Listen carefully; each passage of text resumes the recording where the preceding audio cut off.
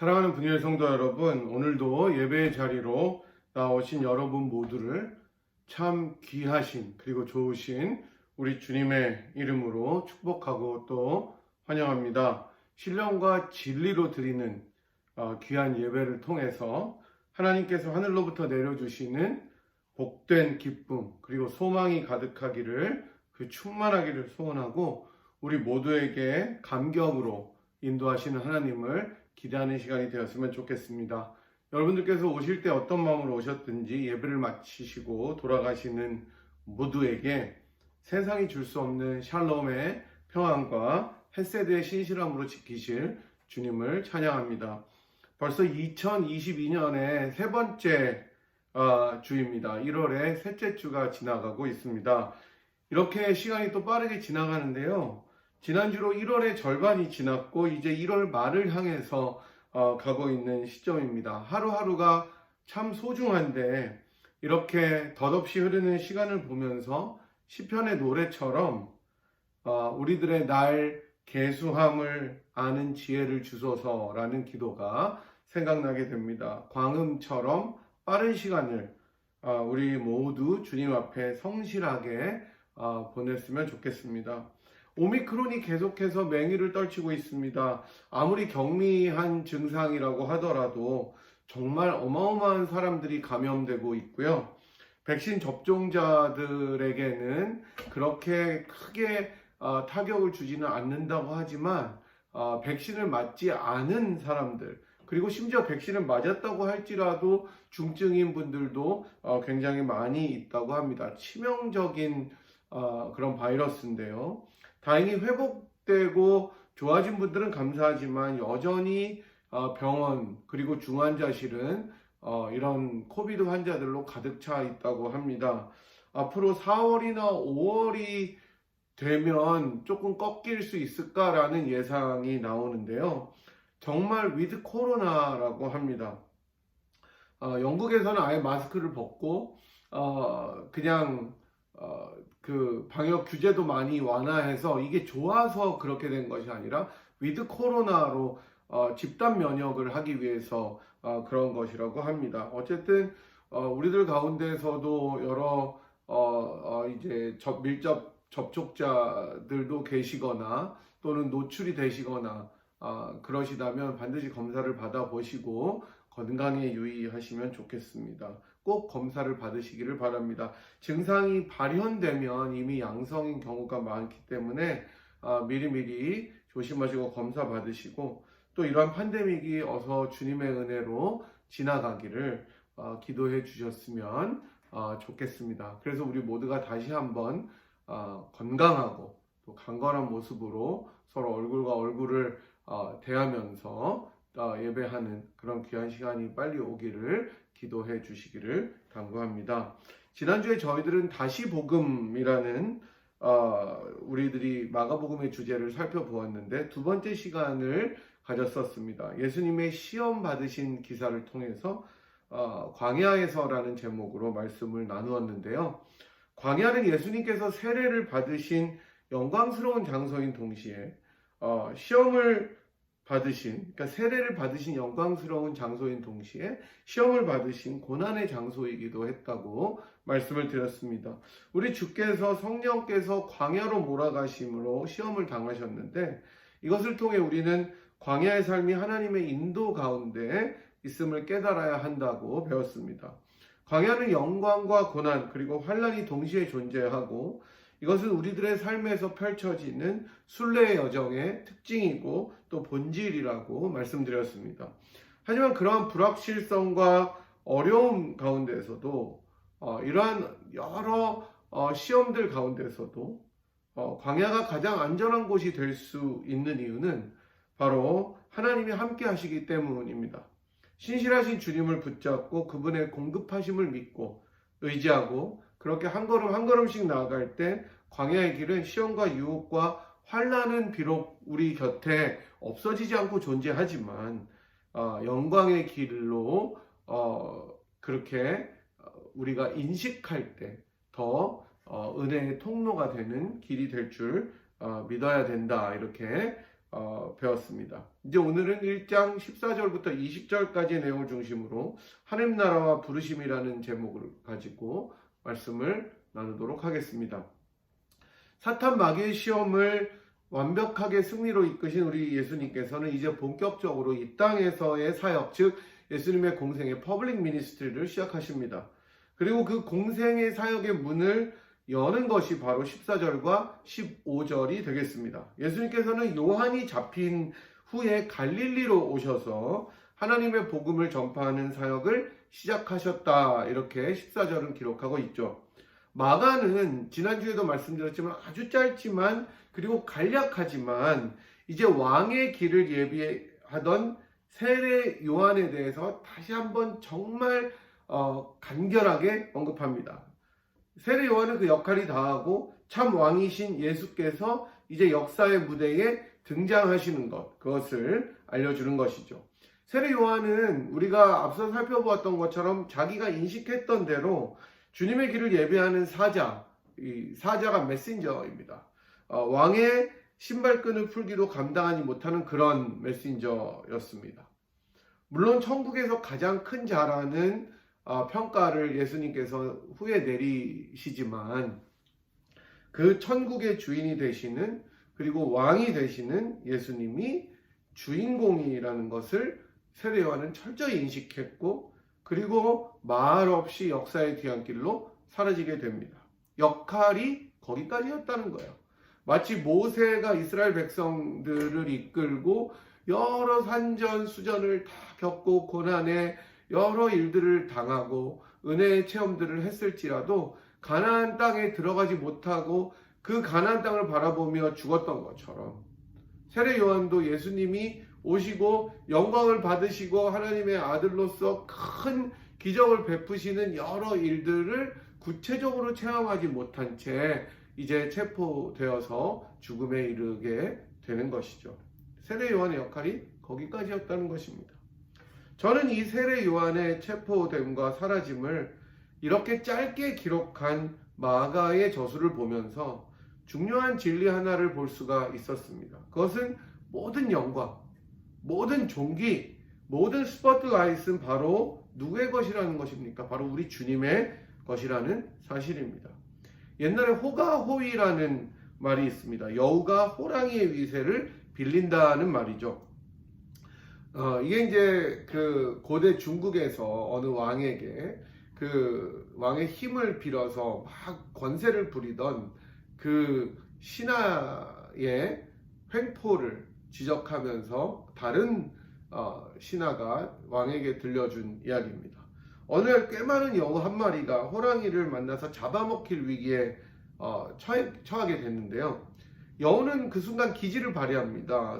순간 꾀를 내어서 자신이 이 모든 산의 왕이기 때문에 자기를 잡아먹어서는 안 된다고 이야기합니다. 그리고 그것을 의심하는 호랑이에게 그 증명으로 자기를 따라다니면, 그러니까 여우를 따라다니면 다른 동물들이 자신을 두려워하는 모습을 볼 수 있을 것이다 라고 말했다고 합니다. 호랑이가 이 말을 순진하게 믿고 여우를 따라갔는데 정말로 어떻게 된 일인지 모든 동물들이 막 겁에 질려서 달아나는 거예요. 이것 때문에 호랑이도 여우에게 속아서 도망가게 되었다는 것이죠. 잡아먹히지 않았어요. 하지만 사실 동물들이 달아난 이유는 여우가 아니라 호랑이 때문이었을 것입니다. 참 여우의 꾀가 아주 기묘하고 호랑이는 어리석기도 하지만 결국 이 경우는 호랑이가 사라지면 여우의 생명은 끝난다는 것이죠. 그리고 그 호랑이가 그것을 깨달았을 때 여우는 호랑이에게 잡아먹히게 된다는 것이죠. 마찬가지로 주님을 섬기고 교회를 섬기는 신자들은 자신의 직분이 무엇이든지 주님이 받으실 영광을 자기가 거두면 안 된다는 것을 알려줍니다. 지금 이 땅에 있는 교회들이 왜 그렇게 큰 욕을 먹고 비난을 받습니까? 여러 가지 도덕적 타락들로 얼룩진 것도 모자라서 사실 세상에서 상식적으로도 행하지 않는 많은 일들을 행해서 비난의 근원지가 되는 것이 오늘날의 교회가 아닙니까? 주님께서 모든 이들에게 주신 건전한 상식을 지키지 않고 믿음이라는 이유로 자신들만의 성을 쌓다가 주님께서 받으실 영광을 도리어 사람들에게 돌리기 때문에 큰 욕과 비난을 받게 되는 것이죠. 야, 이분이 교회를 개척한 분이야. 저분이 바로 이 교회에서 뼈가 으스러지도록 헌신한 분이야. 물론 귀하죠. 하지만 이 모든 것이 누구에게 돌려드려야 되는 영광입니까? 바로 주님이라는 거예요. 그 주님 때문에 내 뼈가 으스러져도 주님의 몸된 교회를 세우는데 모든 애를 다 쏟아도 나는 무익한 종이다라고 고백하는 자세가 필요한 것입니다. 그것이 오늘 마가가 세례 요한의 사라짐을 통해서 들려줍니다. 정말 간략하게 사라지고 이제 세례 요한의 모습은 보이지 않고 복음의 주인공이고 창시자이신 예수님께서 역사의 무대에 등장하시는 것을 알려줍니다. 마가는 이제 때가 찼다 이렇게 말씀하고 있습니다. 여러분, 요즘 한국에서는 대선 때문에 난리입니다. 녹취록들이 판을 치고 서로 비방하고 헐뜯고 역시 선거는 흙탕물이다. 이런 것을 잘 기억하게 해주죠. 듣기로는 이번 대선이 역대급으로 실망스러운 대선이라는 것인데요. 이것을 위해 우리 모두가 바른 지도자가 선출되도록 3월 9일이라고 하는데 기도해야 할 것입니다. 어쨌든 이러한 과정을 거쳐서 당선이 되면 취임식을 가지게 되죠. 취임식에서 가장 중요한 순서 중에 하나가 바로 취임사입니다. 취임 연설이죠.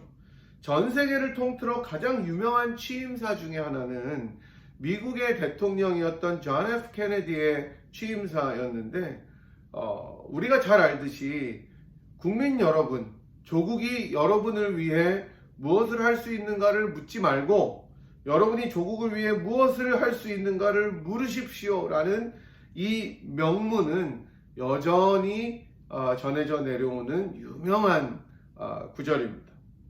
이 취임사는 결국 그 지도자가 앞으로 자신이 이끌어 나갈 국정의 방향, 그리고 국정의 계획, 그리고 자신의 철학이 담겨 있는 연설이 되는 것이죠. 따라서 그 취임사를 들어보면 그 지도자가 그리고 앞으로 있게 될 추진할 나라의 모습을 담고 있게 되는 것입니다. 이런 면에서 볼 때 우리 주님께서 말씀하신 취임사는 굉장히 중요한 화두라고 이야기할 수 있습니다. 15절을 저희들이 한번 읽어보면 이렇게 나와 있습니다. 이르시되 때가 찼고 하나님의 나라가 가까이 왔으니 회개하고 복음을 믿으라 하시니라. 아멘.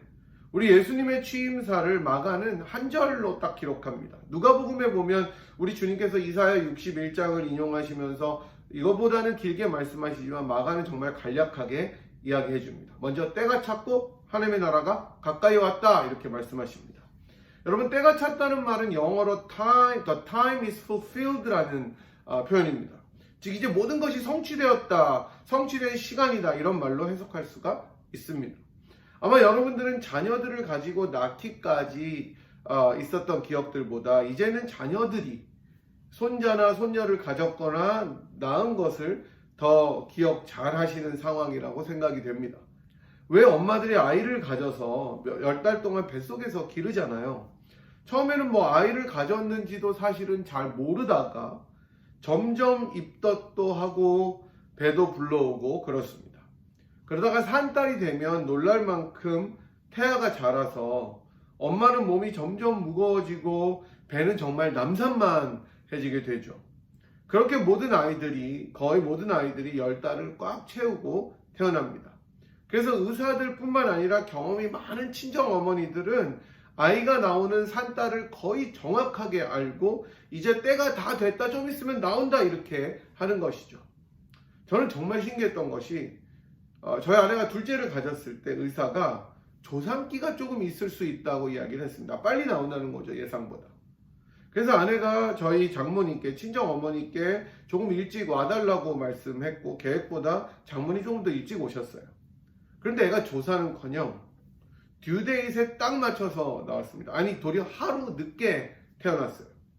낳기 전날인가 아마 당일인가 체크업이 있어서 이제 갔더니 의사가 이렇게 진료를 하더니 아마 오늘 오후 5시쯤이면 나올 것 같다라고 얘기를 했어요. 그래서 제가 점쟁이도 아닌데 어떻게 알지? 정말 정확하게 그때 나왔습니다. 거의 그 시간에 나왔습니다. 때가 찼던 거예요. 이처럼 우리 주님께서 때가 찼다는 것은 정말 하나님의 계획과 모든 일하심의 때가 이제는 아이가 태어나서 잉태되었다가 태어나는 것처럼 충만하게 꽉 차서 이제는 아이가 나올 때처럼 모든 때가 이르렀다는 말씀입니다. 그리고 그 모든 때를 집약해서 성취하실 분이 누구라는 거예요? 바로 우리 예수님이라는 것입니다. 하나님의 때가 성취된 시간, 바로 그 타이밍은 우리 예수 그리스도를 통해서 이 땅에 찾아온 것입니다. 우리 주님께서는 그렇게 하나님의 계획과 모든 시간이 성취된 때가 바로 지금 자기가 공생애를, 퍼블릭 미니스트리를 시작하시는 그때임을 알려주시면서 사람들에게 이제 하나님의 나라가 가까이 왔다. 때가 차서 이제 그 하나님의 약속이 성취된 것, 이것을 다른 말로 하면 하나님의 나라가 왔다고 말씀하시는 것입니다. 이렇게 선포하십니다. 하나님의 나라는 제가 여러분들께 정말 여러 차례 말씀드렸는데 천국의 다른 표현입니다. 죽어서 가는 어떤 장소로서의 개념이라기보다 하나님의 통치, 즉 하나님께서 다스리시는 주권을 의미합니다. 따라서 하나님의 나라가 가까이 왔다는 예수님의 말씀은 이제 하나님께서 다스리시는 온 우주와 온 만물의 왕으로서 통치하시는 그 주권과 영역이 바로 우리 예수님을 통해서 성취되고 나타나게 되었다는 사실을 말씀하는 것이죠. 죄와 허물로 인해서 인간의 죄악과 악함으로 황폐해지고 악으로 덮인 이 세상에, 그래서 하나님의 다스림이 없어진 이 땅 가운데 이제는 하나님께서 다스리시는 능력, 하나님께서 다스리시는 권세, 하나님께서 다스리시는 위엄, 이 모든 것이 하나님의 다스리심이 가까이 왔다. near, 여기 있다는 거, 문 밖에 있다는 거예요. 바로 여기에 있다, 임했다는 사실입니다. 여러분, 죄와 허물로 인해서 인간만 고통을 당하는 것이 아닙니다. 제가 몇 번 말씀드렸지만 이 죄악의 결과는 4가지 소외를 가져옵니다. 저희와 인간과 하나님의 소외가 되죠. 하나님으로부터 소외됩니다. 죄를 지어서. 그리고 내가 이웃과 소외됩니다. 내가 내 자신에게서 소외되고 자연에게서 소외됩니다. 그런데 하나님의 통치가 임하면 이사야서에 나오는 것처럼 모든 만물이 새롭게 되어서 하나님과 내가 멀어졌던 내가 하나가 되고 이웃과 하나가 되고 내가 나를 온전히 바라보게 되며 만물이 회복되어서 자연이 나를 소외시키지 않고 더불어 살게 되는 놀라운 새로운 창조의 사건이 일어나게 되는 것입니다. 이것이 하나님이 통치하시는 일입니다. 미움이 없어지고 반목이 없어지고 오해가 없어지고 환난이 없어지고 고통과 아픔이 눈물이 다시 없는 요한계시록에 나오는 그 완벽한 세상이 바로 하나님께서 다스리시는 통치의 세상, 하나님 나라입니다. 누구를 통해서 이게 온다는 거예요? 바로 예수 그리스도를 통해서 왔다는 것입니다.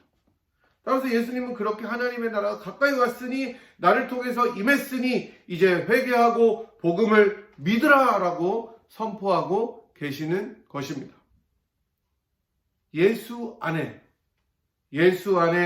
하나님의 통치가 있고 하나님의 다스리심은 예수님만을 통해서 구현되기 때문에 그 예수를 믿는 것, 자기의 악함을 돌이켜 회개하고 예수 앞에 나오는 것, 예수의 이름 앞에 무릎을 꿇는 것, 예수 그리스도의 십자가를 붙잡는 것, 그것이 바로 복음을 믿고 구원함을 받는 것입니다.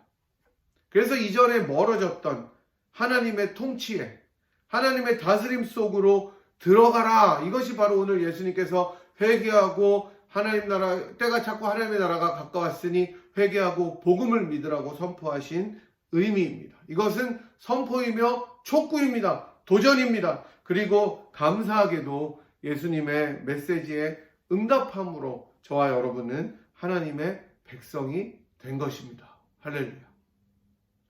이렇게 하나님 나라가 왔다는 하나님 나라의 도래를 선포하시면서 자신의 사역을 시작하신 예수님께서는 제일 먼저 자신과 함께 생활하고 다니게 될, 그래서 자신에게 배우게 될 제자들을 부르십니다. 콜링이죠.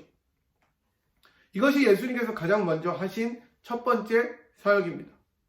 주님께서는 갈릴리 해변으로 지나가시다가 시몬 베드로와 안드레를 사람을 낚는 어부로 부르십니다. 세베대의 아들 야고보와 요한 역시 부르십니다. 그들은 주님의 부르심에 순종해서 제자가 됩니다. 자신의 모든 것을 버려두고 18절에 나오는 것처럼 그물을 버려둡니다. 20절에 나오는 것처럼 자신의 부친과 배를 버려두고 주님을 따릅니다. 모든 것을 다 버리고 우리 주님을 쫓아가는 거예요. 여러분이 잘 아시는 것처럼 이러한 부르심에 응답하는 이들의 장면, 이들이 부르심에 응답하는 이 장면은 인생의 우선순위가 이 사람들에게는 예수님이었다는 것을 보여주는 것입니다. 그 어떤 것보다도 혈연이나 지연이나 재물이나 다른 어떤 것보다도 주님의 부르심 앞에 순종하는 것, 이런 사람들을 주님께서는 찾고 부르신다는 것입니다. 하나님의 나라는 바로 이러한 사람들로 구성이 됩니다. 우리가 하나님 앞에 그 백성으로 부르심을 받았을 때, 제자로 부르심을 받았을 때 가장 필요한 것은 우리 주님이 가장 우선되어야 한다는 자세, 그리고 그 부르심에 순종하는 모습입니다. 마치 우리들이 앞에서 본 세례 요한처럼 그렇게 주님만 나타내고 주님만 존귀하게 여기고 주님을 가장 우선순위로 프라이어리티로 내세우는 자가 되어서 주님을 따라가야 하는 것입니다. 하나님 나라는 그런 사람들로 이루어집니다. 물론 우리들이 때로는 실패하기도 합니다. 넘어지기도 합니다. 하지만 원칙은 주님의 부르심에 바로 예 주님 제가 여기 있습니다. 이사야처럼 내가 누구를 보낼꼬? 라고 주님께서 물어보실 때 주님 내가 여기 있사오니 나를 보내주시옵소서 라는 자세와 태도입니다. 이것은 젊어서 받는 콜링이 아닙니다. 내 나이가 얼마 들었든지 내가 지금 인생의 어떤 스테이지에 단계에 와 있든지 주님께서 자신의 일에 부르시면 예 주님 제가 여기 있습니다 라고 순종해야 하는 것입니다. 그래서 우리가 이 설교 끝나고 여러분이 가정에서 같이 부르시게 될 찬송가 십자가를 질 수 있나 에서는 이렇게 가사로 그 마음을 고백하고 있습니다. 십자가를 질 수 있나 주가 물어보실 때 죽기까지 따르오리 저들 대답하였다. 이렇게 노래하고 이런 일 다 할 수 있나 주가 물어보실 때 용감한 자 옛날처럼 선뜻 대답하리라. 이렇게 노래합니다. 바로 이러한 사람들에게 우리의 심령 주의 것이니 주님의 형상 만드소서. 주 인도 따라 살아갈 동안 사랑과 충성 늘 바치오리다 라고 고백하는 이들에게 우리 주님께서는 늘 함께 하시고 그들의 참 주인, 참 선생, 참 구세주가 되어 주시는 것입니다. 사랑하는 분이의 성도 여러분, 예수님께서 사역을 시작하시면서 선포하신 하나님의 나라의 오심, 즉 하나님 나라의 도래는 전혀 새로운 것이 아니라 이미 하나님 아버지께서 아까도 말씀드린 것처럼 구약 성경 전체를 통해서 자신의 다스리심을 약속하신 것에 대한 완전한 성취입니다. 그 하나님의 통치가 바로 예수님을 통해 이 땅에 이루어지고 구현되었습니다. 바로 그 예수께서 오늘 저와 여러분에게 도전하십니다. 나를 따를 수 있느냐?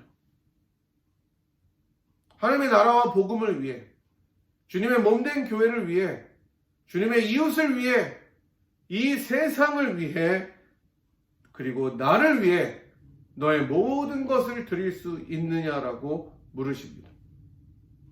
여러분은 주님의 부르심에 어떻게 응답하시겠습니까? 이 거룩한 도전 앞에 우리가 모두 찬양의 가사처럼 예 주님 주님의 명령에 따르겠나이다. 저의 심령이 주님의 것이오니 순종하겠나이다 라고 고백하면서 하나님의 통치를 돕는 일들, 내 안에 하나님의 통치가 이루어지도록, 우리 가족 안에 하나님의 다스림이 임하도록, 우리 교회 안에 하나님이 통치하실 수 있도록, 이 세상과 사회와 직장과 모든 열방에 하나님의 다스림이 거룩하게 임하도록 우리가 주님의 부르심에 순종하고 기쁨으로 섬기는 그런 하나님의 백성이 되기를 간절히 축복합니다. 제가 기도하고 축도하겠습니다. 여러분이 찬송가 들으시고 축도 영상을 켜셔도 되겠습니다.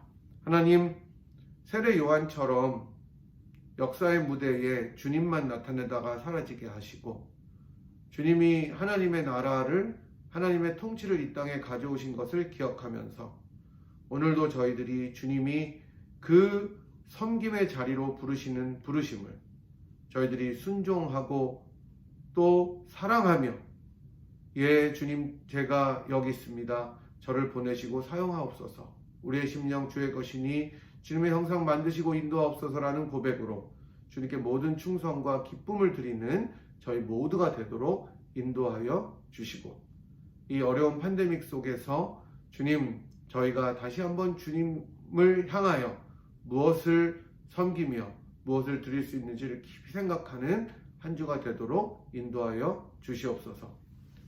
지금은 우리를 위하여 이 땅에 오셔서 하나님의 나라를 이루시고 우리를 하나님의 백성으로 불러주시고 제자로 부르신 우리 주님 예수 그리스도의 무한하신 은혜와 하나님 아버지의 극진하신 사랑하심과 성령 하나님의 위로 교통 충만하심이, 이런 일을 다 할 수 있나 주님께서 물어보실 때 정말로 선뜻 주님 내가 여기 있사오니 나를 사용하소서라고 고백하고 그렇게 살기로 결단하고 돌아가는 이 자리에 함께한 주의 백성들 한 분 한 분 머리머리 위에와 사랑하는 분이엘 제단 위에 지금부터 영원토록 함께 하시기를 간절히 축원하옵나이다.